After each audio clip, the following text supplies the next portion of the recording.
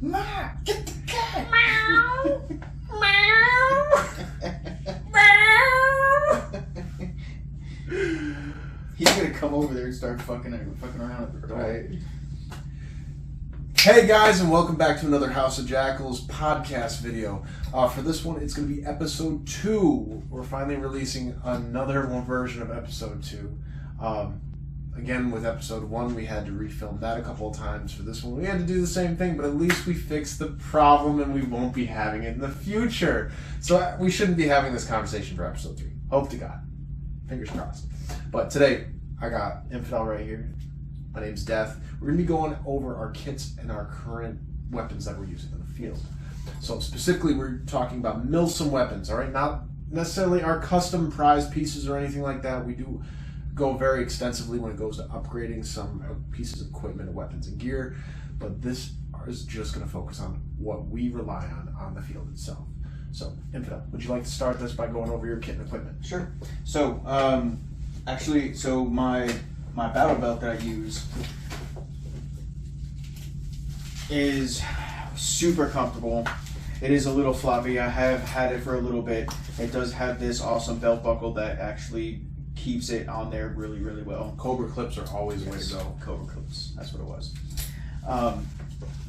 So this actually stays in place on my waistline all the time. It never really moves around at all. It's just nice little rubber in there. It's sure grip technology, if I'm right. So Condor actually makes this. It's very, very interesting. Originally, HSGI was the company that came up with it, I believe. Don't quote me on that. But it kept it so it didn't move around on your waist anymore. A lot of battle belts have a really bad. The only things I really have on there besides my pistol, my secondary, is an extra mag, and I usually have a reload on there, a reload mag on there too. A couple of mag holsters, plastic mag holsters that go just on the back hip, and then of course I have my dump pouch because put your unused grenades and all that kind of stuff too in there. Wow. Super. I use mine for all sorts of shit. That's what I'm saying. Water bottles. It's super reliable. It's awesome. As far as my secondary, what I've been using on this is my G&G Piranha. This is the Mark II, I believe. This is probably my favorite secondary that I've had so far. It has an M&P 40 feel to it. It has the split slide. Pretty much that thing has been nothing but accurate every single time. It's completely reliable. Green gas mags. Super fun to shoot. Very, very low recoil on it, but you still get that full feel on it. As far as what I have for my plate carrier, what I run is a Cry AVS plate carrier. This thing has saved my shoulders and my back from when I run my M249. It's a little bit on the heavier side, even though it's HPA, and the weight is pretty much cut down because it used to be an AEG, and but it has cut down a lot. And the cage system that I have on this Cry AVS actually kind of distributes the weight around my body a little bit better, so it's not just killing the top of my back and my shoulders. And I like these plate carriers because they're definitely built with people that have a little bit larger shoulders. Definitely, especially if you have larger traps. It does have a spine vent in the middle, so you have better airflow going down and up and down your back. Really cool key features that Cry's really added onto their products that I feel makes for a great Milsim JPC plate carrier in general. It's not a JPC. Don't correct me, but a plate carrier. But as for a plate carrier, this is definitely a great route to go. They are a little bit on the pricier side, but I mean, you're also buying Cry. It's worth it. Yeah, I just went with Cry, not just because it was a cool thing to do or because it's cool to have Cry or anything like that. I didn't care about any of that. It just had really good reviews, and it was exactly what I was looking for. So that's basically the only reason why I put a lot of money into it, was because I plan on playing airsoft for a while anyway, so why not have something that's going to last me and something that's going to, really do well for me. I had a Condor one before that. It was okay, but it was nothing compared to this. This is my saving grace. Night and day difference. Of course, always I have my my command pouch that I have. I carry a lot of different things inside this. Also, as you can see, I am a patchwork. I do have our team gold patch, which is reserved for our OG players and our squad leaders. Which fun story. You either have to be on the team for 3 years or take up a specialty role on the team. Yep. That's the only way that we give out this patch on our team. Other than that, I think the only other people outside of our team that have them are our sponsors. We've personally given them to our sponsors just out of support for us. Without them, we wouldn't be able to hear. And I mean, that's why we have Blue Mag Group, Mir Tactical, and X-Fog all laid out. I mean, they are here. We love you guys. All the support that you guys give us. Thank you so much. Very much so. So usually when I run this, I usually am running HPA. So of course I have my HPA setup to where my tank goes is in this, and it's just big enough to fit inside this. Now, what I got this off of Amazon. This is just a bottle bag, pretty much. It's a, I want to say, I keep saying like thinking battle bottles or whatever, because I keep like a seeing thermostat. Like, yeah, it's for just like a regular thermos. It's an insulated pouch too. I mean, Right. This is a really cool aspect. And when you brought it out for the first time, I was like, that's brilliant. I mean, it really works for what it is. It's got a lot. I mean, there's no drag to it. Give or take. Right now, it's swinging a little bit. But when you put a bottle in that, it's solid against that plate. Right, and plus I was running a spank bag anyways, so it was like just a giant backpack. And my tank was always flopping around in there because it was just a tank and going across the entire bag. It was really annoying. And so I just downgraded to this, or downsized. Actually, I wouldn't say downgrade. I actually kind of upgraded with that. So this, I only cut a hole in the top of this just to have my my regulator pop out the top. I use a Polar Star regulator. It's the MRS. It's the only thing that really works really well with my Polar Star engines. I have two of them. I use a Polar Star Jack in my 249 and a Kythera in my Specna Arms M4. Yeah, it's a cool concept. I really like that, and it also brings down the level of the drag too. Because a big issue with a lot of HPA players in here, or Infidel here, is a big HPA player, and he can't have the kind of drag that some of other options would be for this tank. When that tank's moving back and forth, it can cause a lot of wear and tear on you over a long period amount of time. I'm not questioning of how strong players are out there, but when you have drag, you are going to get tired. That is proven in the military. It's proven with scuba divers. It's proven with astronauts. And anything that you can think of where you're wearing a large amount of equipment, you're going to have drag, and you want to eliminate as much drag as you can to make sure that you can keep your stamina up to keep going. Right? It is a sport. We're trying to enjoy our time. Exactly. Now, me personally, I don't have my helmet and mask with me. I do use a ghost mask, and me and Zuki actually showed it to me. We were at an event last year and trying to figure out a different way to get it more breathable, and so we pretty much did the same thing that he did with his mask. Is we did put the cage system on the actual goggles. It was a lot better. I also run. We like our teeth. Right. So I always run full goggles and full face pro just because I don't want to risk any of that kind of crap. I don't care. But I run Earmore comm system. I did have contacts on there. I didn't really care for them too much. Plus that my PTT didn't work with it, so I just went back with Earmore's, the new upgraded version ones, and that's pretty much for as far as my plate carry and all this kind of stuff. Now, one of my best primaries that I like to use a lot is my Ares KM9. This is a weapon that isn't even sold in the United States anymore. They actually discontinued it here, but it's still sold overseas. It's a very rare gun. It's got Octa Arms rail system on it, and it's in partnership with Octa Arms. This is what I call reliable. This is something that has never really broken down at all, except for within my own stupidity.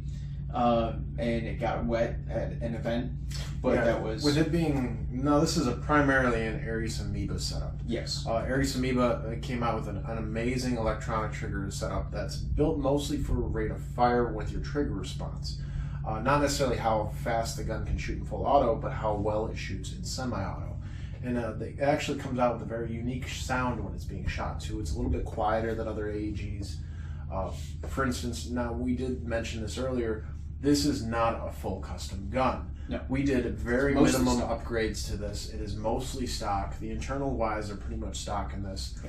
Now, and for some of the people here that don't upgrade their guns at all, this might sound crazy to you, but the very bare minimum we did to these was our internal barrel system, our hop-up bucking, our motor, which is going to be a warhead brushless, which is really the main key here, because if you want even a faster trigger response, go with a brushless motor. It's going to literally increase your trigger response up to 75%. That's huge. That's absolutely huge. it's really worth it too.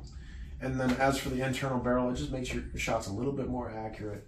The Ares Amoebas are really hit or miss with what kind of barrels do come inside them, so they're always worth upgrading. You always really want to upgrade your inner barrel. It's a very big thing when it comes to if you want to play this game for a long period of time and you want to have better shots. But as for our springs too, we do swap to M125 springs. The M125 springs actually break in right around 375 to 350 FPS, which is directly where they need to be. Broken in. Now for my techs out there, you understand what that means. For the people that aren't my techs, springs, when you get a spring and you throw it into a gun, it's not broken in yet, you're going to be running higher FPS. You have to break it in down to the point of where it's comfortable. These break in at that comfortable rate that just happens to be legal at events, fields, pretty much all across right on that America. line. So, I mean, that's where we really want to be at. All of our Milsim rifles are set up like this, but this is considered a more of a reliable and easy setup to have. Exactly. Obviously, I also run my EPMs.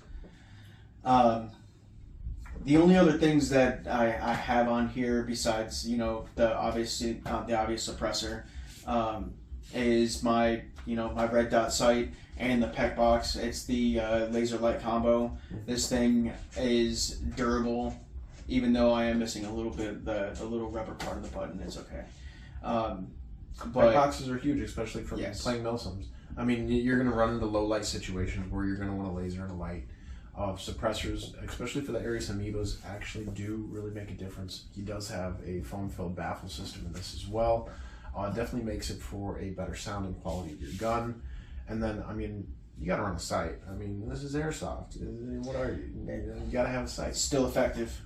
So, and the Ares Amoebas are also very, very efficient when it comes to battery life as well. He can be running his LiPo on that for an entire game and not have to swap it out.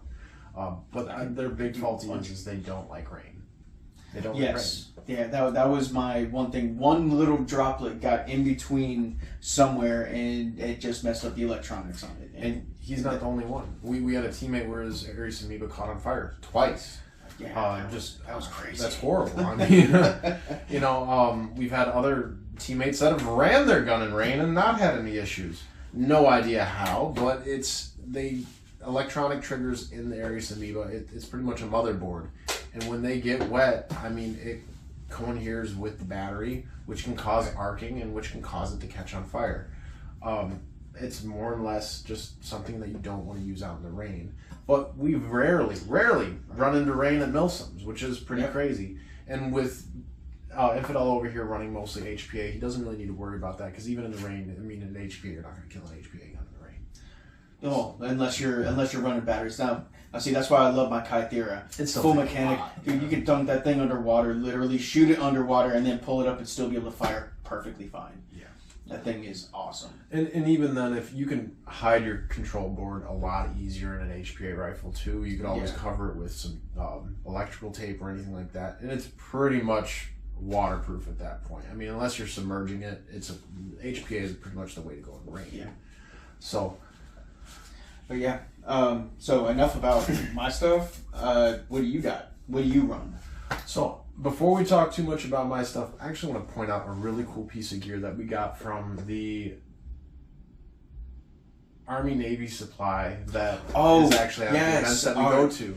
Yes, the military supply store that goes to most of the Lion Claws events and Yep. TCA. They go everywhere. Stuff. They're Yeah, they go amazing everywhere. people, and they came up with a brilliant idea. So everybody has medical cards, right? All the medical cards that you use in any Milsim, right? Well, they put it on a patch with all of your details, which I'm not going to show you because this is my patch, and this is his patch, and I'm not going to show you those details. But it's made of neoprene. It's waterproof. You can't damage it unless you're setting it on fire. I mean, I never have to have a medical card again. It's right there on my chest normally, so it's like it's all out there. I don't have to worry about it getting like torn up or soggy in my pockets or anything like that. So I'm always gonna have that, and I never have to fill out another one again. And it was cheap. I want to say I paid like between like $5 and $7, and I got 2 of them. Right. I mean, I'm not gonna complain. You're telling me I never have to fill out another medical card again? Right. Awesome. I mean, unless I have to update this thing, which I mean, we got their phone number. We can just call them and be like, hey, send me another patch. Well, plus all you got to do is just you text. I'm terrible with names. I forget her name, but you text one of them with your information, and they put it on there. You also get to pick your. And they make them that day too. Yeah, and you get to pick out the background. I went with tan just because it goes along with the solid tan and the coyote stuff that I normally We're primarily a tan faction team. Yes. But this is just a cool piece of equipment that I really, really wanted to share with you guys because I've never seen anybody come up with this in a lucrative way of selling it to players.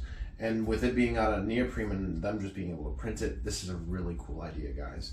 So I want to touch a little bit on that. But behind me is actually my Milsim setup. I'm actually going to start with my rifle. I know Dane kind of ended his with his rifle, but I'm going to talk a little bit about mine. This, as I said, is my Milsim rifle, so I really don't have too many upgrades to this. I am running a brushless short type motor in here. It's a warhead as well.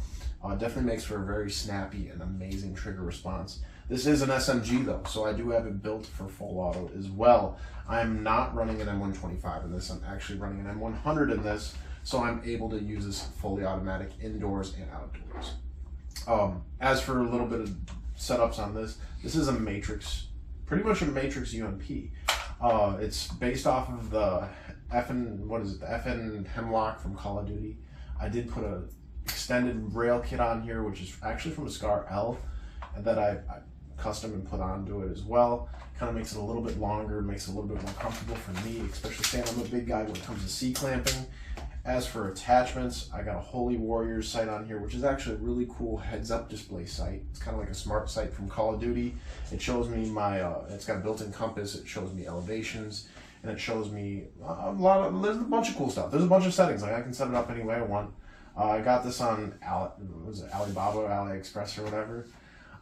They did come out quite a while ago. They were actually out like 6 or 7 years ago, and they just fell off the market. I guess people didn't buy them. They're expensive or whatever it might have been. But then I found this and I was like, 100%, I got to get it. And it did come with a built-in protective lens. So, I mean, I'm not worried about shooting it out or anything like that, which is really cool as well. That's awesome. But I do run a PEC box as well. I mean, I think most of our teammates do. Yeah. This one, the only difference is I do have IR capability. I do use night vision, so I mean a big part of this is I do like having my night vision, and I run this primarily with that. I do have an IR flood up here too with the light. So again, enough IR, there's never enough IR. You gotta have IR. So, but cool setup. I do run a tracer unit inside my suppressor as well. There is no baffling or anything like that. The barrel setup is actually a Crazy Jet barrel with a hot shot bucking. This integrates a gas blowback barrel for an AEG. Personally, this is one of my favorite barrels to go with because you get a lot of extra distance and it makes such a huge difference. I use this barrel for everything, for almost all of my builds. It seems to work amazing with HPAs. Our boys that run HPAs get an amazing amount of distance out of it. If you watch Kicking Mustang or Navrich, they have talked about these barrels in the past too. It's definitely worth looking into, guys. But as for my gun, this is pretty much it. It's super lightweight. It's actually a full polymer body. It's collapsible stock. This overall only weighs 6 pounds, which I'm very, very happy with. It's super lightweight. With all the furniture on it, I'm probably rocking about 8 or 9 pounds, which I'm very happy with. It's been very reliable. I've had it in rain, bad weather conditions and everything, and it's proven its worth. Weight in gold. And I got it on sale on e-bike. And, you know, some of the best guns I've found were just sale guns that I built into Milsim rifles. You know, but you don't want to upgrade anything too crazy because you still want it to be reliable. And all the upgrades that we do for our Milsim rifles are stuff that's easy to play with, that can take the punishment, that we're not worried about blowing up the gun, okay?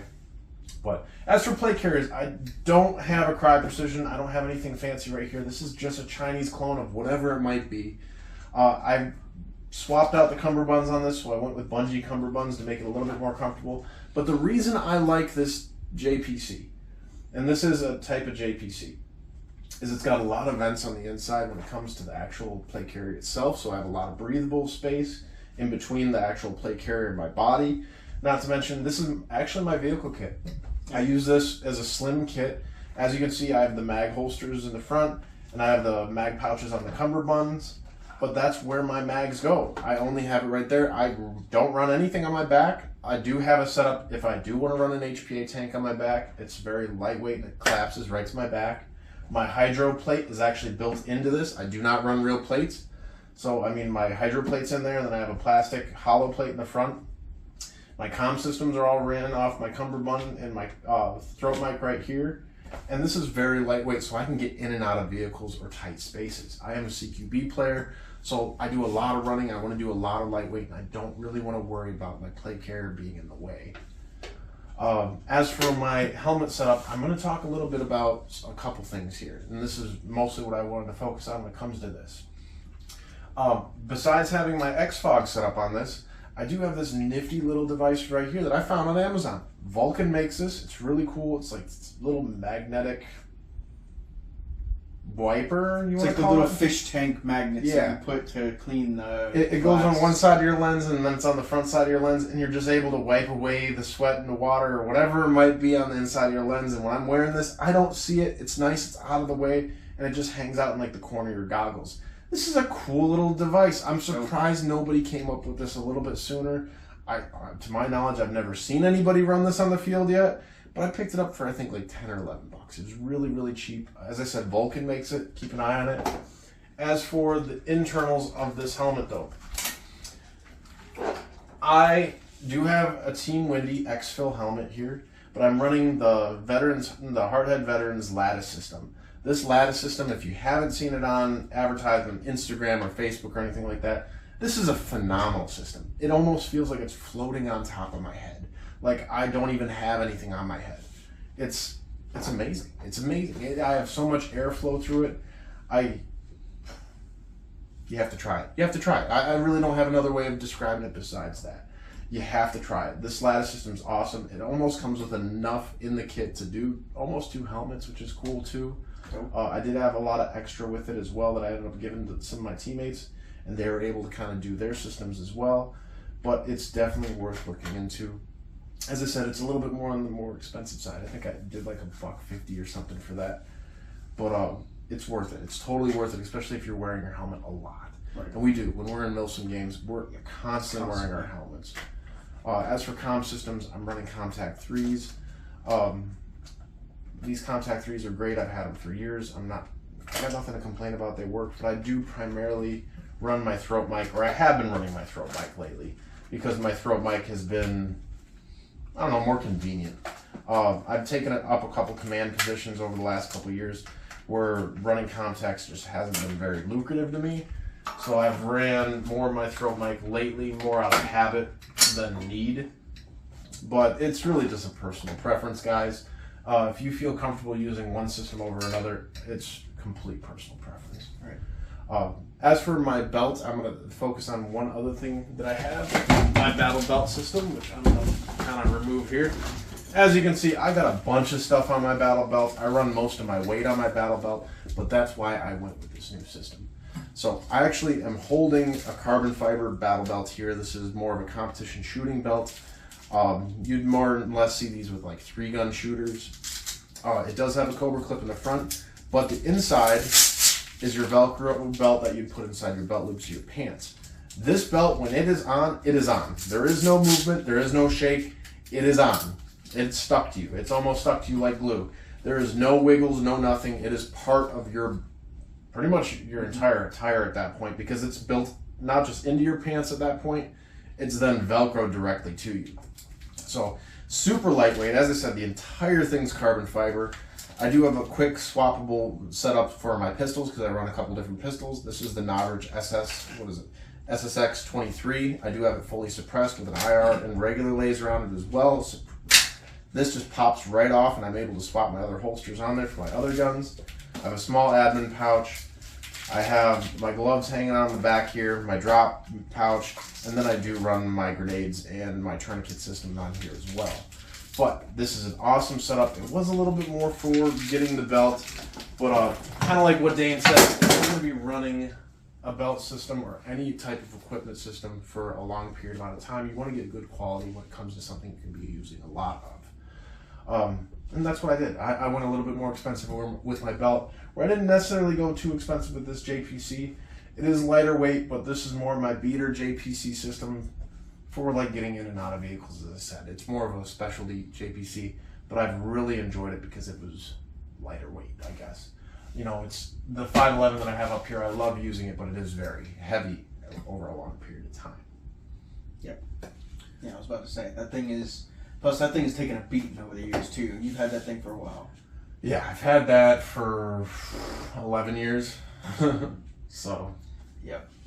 But I mean, it definitely, it's worth it. 511 is the way to go. They got a great warranty system too. I would never talk shit about any of their products. They got amazing product setups, and it's comfortable too, especially if you're a bigger guy.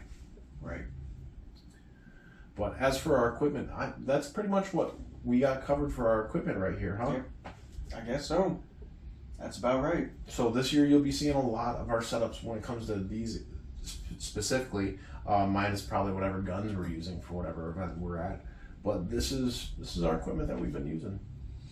Yeah. Now, granted, I haven't really been 100% using that one a lot. That's just what I usually when we do our meetings here.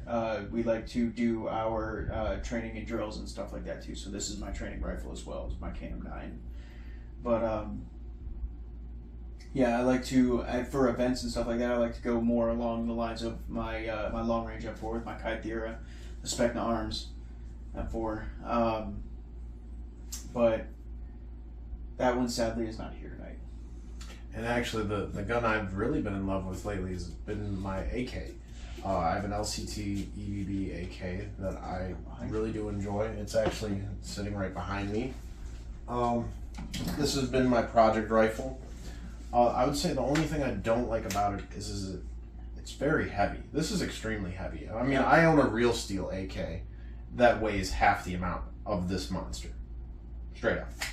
I love this AK. It feels great. I do have a warhead in it. I'm running a Prometheus flat hopped barrel in it as well. And it's a driver. I love this AK. As a field rifle, it's definitely worth making. If you haven't had the quality of an LCT makes the best AKs. By far. By far. Some people will question that and say, you know, no. I like LCT. It's just, they're monster guns. Absolute monster guns. Quite hit. Good thing there wasn't a battery in it because it was loaded. I like it. I like the I like the extended mag well out to the side like that. That's pretty dope. I do too. I was a big fan of that trigger and how that came together too. I guess putting aftermarket triggers in AKs is a bit of a pain or a hassle. I've had a lot of love with that trigger. It's not like it is heavy, but it's not like overbearingly heavy. Mm-hmm. It's just a little bit more front heavy than anything else. I would say it doesn't weigh any more than what like a normal LMG would weigh. Yeah, that's about. I was about to say it's around what my LMG weighs. Yeah, and it's a fun gun. I wouldn't say it's a practical gun. It's a fun gun. This is a gun that I enjoy using. Not something I particularly use a lot in a Milsim. I probably won't ever use this in a Milsim. But for walk-on games, I will 100% use this as a walk-on gun. Now, when you buy this gun stock, it is substantially lighter. Matter of fact, the only reason it is heavier is I did go with a real steel Zinneco on it, which did fit. I did go with some other real steel parts like the flared mag well, the Zinneco charging handle, the real steel riser. I mean, all those things do fit on this gun, which makes it quite a bit heavier. I think the only difference was actually the Zynico rail was a little lighter than the stock rail, so a lot of this is just on the other furniture itself. But it is definitely a fun gun. I get some good range out of it too, and it's quite snappy. And I love having this EBD action. I mean, it's almost like shooting. In my opinion, it's almost like shooting a 9mm. Like, it's got some decent kick on it for being an airsoft gun. So it definitely surprised me on that. But as for equipment today, guys, this is all we're really going to go over. We hope you guys enjoyed this podcast. This is episode 2. You know, feel free to hit that like, subscribe, and the notification bell for our future upcoming videos and content. Yeah. And if you have anything you want to say, drop it in the comment section, guys. We want to make... Oh, go ahead. I was going to say a huge shout out to our sponsors, Mir Tactical, who we love playing with and for. Blue Mag Airsoft, who gives us the hands down best ammo that we as a team have ever used, whether it be your any of those weights, but if it's just like regular white ammo or if it's the tracer ammo, it's some of the best, bar none. And I love the IR tracer ammo. Right. Love the IR tracer. And then we can't ever forget about XFOG. XFOG is one of the best things that we have on our plate, or not plate carriers, but on our kits in general. So yes, huge shout out to everybody that is our sponsor. Well, I appreciate it, guys. You guys have a wonderful evening. Thank you guys for joining us the evening. Thank you for joining us throughout the evening. And don't forget to drop a comment in that comment section to talk to us about anything. You want to say hi, you want to just talk to us about what you want to see in future content or anything like that, feel free to drop it in the comment section. All right, we're here for you guys. Have a good night. Peace.